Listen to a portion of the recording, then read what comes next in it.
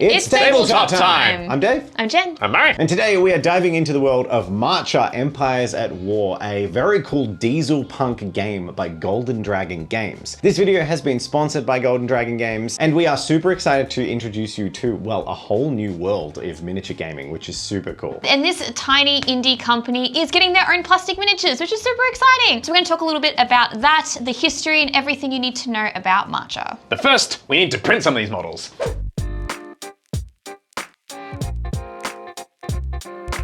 Now, the Kickstarter is focused around the USA, so it felt right for me to pick the United States infantry, as well as this adorable Sherman lookalike. To go along with this, we decided next to the infantry, it would be really cool to see one of the bigger, heavier pieces, and I chose to paint the Badger to go with the US infantry. And I picked the Holy Roman Empire for my choice, and I gave them a bunch of melee weapons because I thought they looked sick. All right, the first thing I want to talk about when it comes to these miniatures is the quality of the miniatures. Eventually, the plastic that's coming out. That's exciting. The resin's what we got, and it's what we have to look at, so I want to do that. I think the quality of the miniatures is the first thing that drew us to them. They are very clean, they're very crisp, and it has this really nice balance of some nice open areas and then some really fine details sort of surrounding them or highlighting them. Games Workshop has a tendency to just put every detail on every piece of the model, and some of them are real headaches, but there is a really nice aesthetic to a lot of these. Some nice areas to dry brush, wash, and some areas to get some pigments and weathering powders into. There's a lot of modeling opportunities to be had with these miniatures, and the tanks are amazing. I can tell that Golden Dragon, clearly there's something of a tank fan. They know how tanks work in terms of spacing, but also design. A lot of these are, of course, inspired off real tanks, but there's enough small additions here to show that, you know, there's a bit of variance here. Warhammer tanks are nearly all crap. It makes no sense that Lehman Russ, for like 20 years, the commander, if he wants to look out of the cupola, he needs to basically sit in the gun breech like it's a hammock. It's ridiculous. Now I had decided to paint the really big mech suit that's for the US infantry, and so of course I decided to paint that like we would the tanks. Lots of dry brushing greens and some nice oiliness washed onto it. It's an awesome aesthetic, really easy to do, and like I said, with the design of the miniatures, there's lots of open areas to put all these decal markings on, and so I'm going to do just that.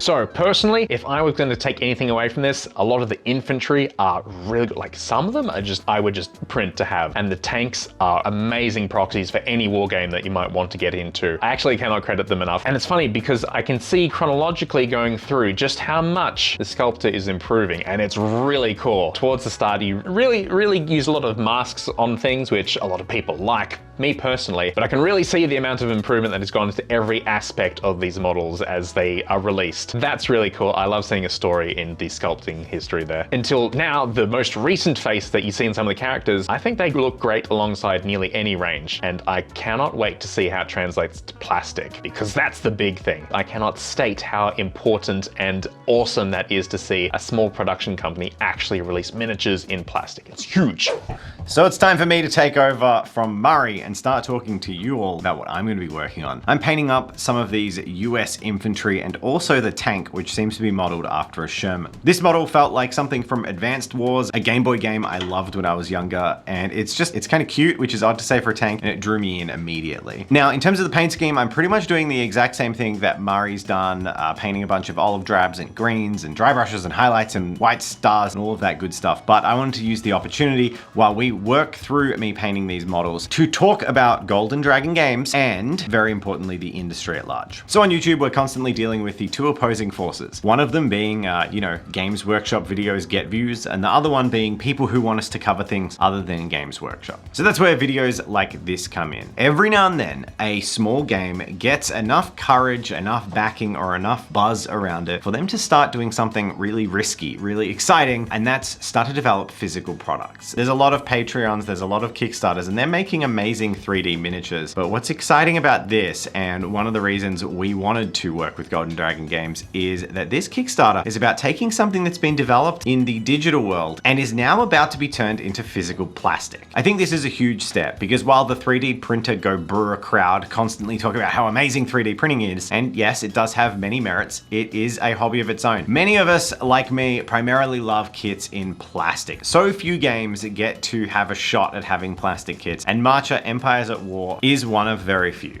And supporting companies as they get through this stage is what can allow us to have more of that competition that everyone seems to want Games Workshop to have. The more cool games are out there that are getting into the mainstream and getting into people's hands in more accessible ways, the more likely they are to survive long term. And as you can see from the cool factions and the models that we've been painting today, there's a lot to like about Marcher, especially if you're a fan of Dieselpunk or a fan of World War II and alt history settings. So we mentioned at the start of this video that we were sponsored. What we wanted to talk about today is the Kickstarter, and as I mentioned, we're going to plastic. These American infantry that I've painted are going to be available on plastic sprue. So if you go and back this Kickstarter and support it, all the money that they get to go towards making this sprue and getting plastics out and available for people also has the potential to expand that production and get more kits made in plastic. If you back and support, you'll be supporting small indie game developers, but you'll also be supporting the chance at some very cool stretch goals. So make sure to go and check them out. Now, the team at Golden Dragon Games have already got War Games Atlantic to agree to produce these, so there's a reputable source that's going to be putting together these models. And of course, while you can see they're perfect for the game of Marcher, they're also perfect for proxying into other settings. I was blown away by the quality and detailing of these models, and the amount of options is superb. Having a look at the proposed sprue layouts at all these cool weapons, including the BAR rifle, I really like seeing like a Dieselpunk version of that. I'm really excited to see these, and I really hope that they can get developed. So please consider backing them on Kickstarter, check them out. The links are in the description, and your support will be helping this company really elevate itself to be able to compete on a higher level, get a bunch of sweet plastic kits made, and that's something I think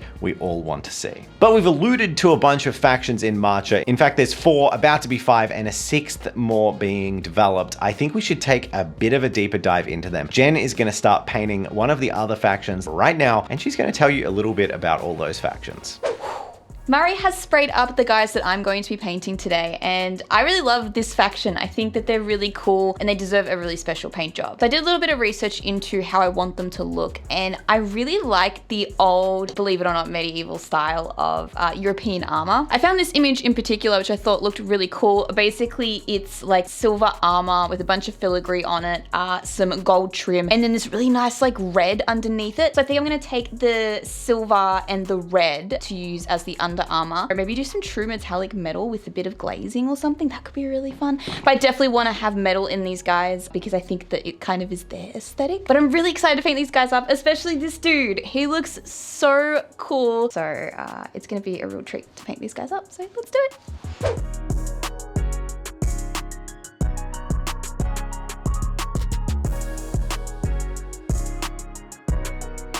So once I started painting my guys up, there was a painfully obvious thing that was sticking out to me, and that was how shiny their metal was looking. I really wanted to bring some warmth into these guys, not make them look too cool, so I decided to wash everything down with Agrax Earthshade, which was really cool to see the metal actually turn a completely different color, and I really liked the way that this looked. This meant when painting on the gold and the red in the warmer tones, it all matched really nicely. And then all I had to do was a little bit of dry brushing just to put on that wear and tear. So I highly suggest giving this a go if you're painting with metals and you want to add a little bit of color into them. It can really help your color palette become more cohesive. So once the wash had dried on the models, I noticed they were looking a little bit dull. So to bring in those highlights and add a little bit of wear and tear, I just used a dry brush of silver over the top. So Dave and Murray have painted up the United States of America guys, and I have finished up the Holy Roman Empire, but I wanted to introduce you guys to some of the other factions that are in Marcher. First up, we have the Roman Empire, which is the faction that I have decided to paint up for today's video. They're the largest and most prosperous state in Europe, weathering various challenges in their past and remaining a regional powerhouse of technological advancement. I really liked the design of this army as a whole. It's very regal and aristocratic, and I think that's what I like the most about it aesthetically. It also has a touch of fantasy just blended into all of their designs, and I think that's really what's appealing to me. Also, I have to give a little shout out to their Zeppelin. I think this thing is absolutely adorable, and I'd paint this up in a heartbeat. Moving on to the French Republic. Being a home to a vast population, interstellar colonization, and revolutionary spirit. And I have to say the French in this game have some absolutely amazing vehicle options. First, I have to show you these mono-wheel chasseurs. Imagine popping a sick wheelie in one of these, and they're absolutely a driving risk if I've ever seen one. This breaching drill is also very cool, breaking into your enemy's fortifications, and I think this is a very nice touch. But perhaps the best and most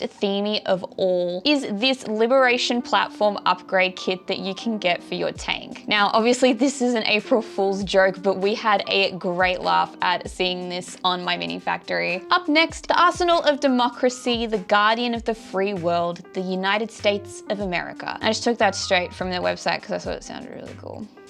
In March, the United States are a rapidly expanding faction, economic potential, and a frightening capacity for innovation and invention. And if you're someone that wants to collect the USA as a faction in this game, well, you're in luck. There is a ton to choose from. I will say I have a fondness for some of the tanks. Some of these are just so cute and round and itty bitty. I just want to squeeze their little tank faces. They're so cute. You also have the whole shebang of planes, tanks, and trucks to choose from. So a pretty good faction to look at if you want to expand your army. Next up is the Empire of Japan. Torn between tradition and rising ambition, they are a force to be reckoned with. Visually, these guys take inspiration from the traditional Japanese samurai armor, making them a little bit more bulky, but also very visually distinct on the battlefield. One of my favorite models is one that's actually just come out, and it's their assault gun machine. This thing looks like it's from Ghost in the Shell or even Metal Slug, and I think that aesthetically that's really, really cool. And lastly, we have the Russian Empire. TLDR, the Russian Empire in Marcha are basically a collection of leaders that are very, very wealthy. They're a powerful, dangerous tool, deadly to whoever stands in their way. The Russian Empire is a fairly new faction to Marcha as well, only having one model just recently released for you to check out, and that is the T-30 Dmitry tank. I think this tank is very nice and reminiscent of Russian tanks that we can see today. And that's pretty much it for the miniatures that you can get in Marcha, and there's some very cool things in here and some stuff I didn't even show you guys, so make sure you check them out in the description down below and see for yourself what awesome miniatures you can print and paint up. But now it's time for reveals.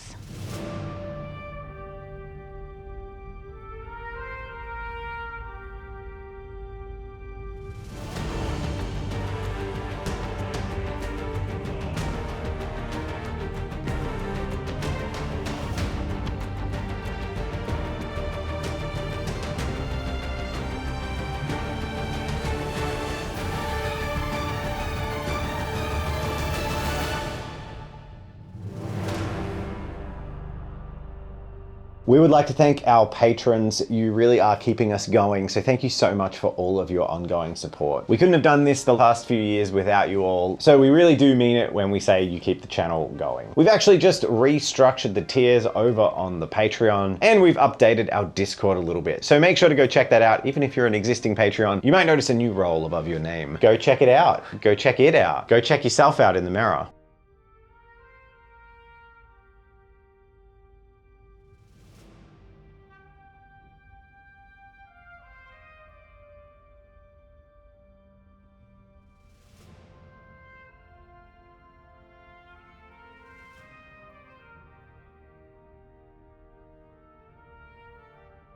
So that was super cool. It's been fun to paint some minis that are from a different company. I don't get to do that as often as I'd like to, I guess. Yeah, getting a bit of a different design aesthetic is always really nice, really refreshing, and this was super cool. I'm a sucker for the like World War II but not aesthetic. I really like it, and I'm super excited that the Russians are coming to Marcha soon. I've always enjoyed the design of Russian like interwar tanks. They've got some wacky designs, and I can't wait to see how that source material is translated by Golden Dragon Games into new tanks and a new faction for their game. Yeah, for sure. I loved how easy everything was to paint. It took me a day to paint everything, but like to a good standard. So I was really happy I didn't have to worry about all the finicky details and stuff. I just really enjoyed it. Yeah, I said in my segment there's enough detail and enough open areas that you can sort of have a bit of variety. It's really cool. It really surprised me how much it felt like I was painting like a plastic kit. That's my biggest thing, is that I think they've nailed the correct ratio of detail to open areas, and the game theory, the theory, the feel, the game feel, I don't know what I'm saying. Game feel? The feel of the game feel. The feel of the models is just good. They just feel like wargaming models. It's good game feel. It's good. You should trademark that. That's good. Yeah. That's my game theory. Mouthfeel, game feel. So, good mouthfeel. Don't put them in your mouthfeel. mouth. No, not the miniatures.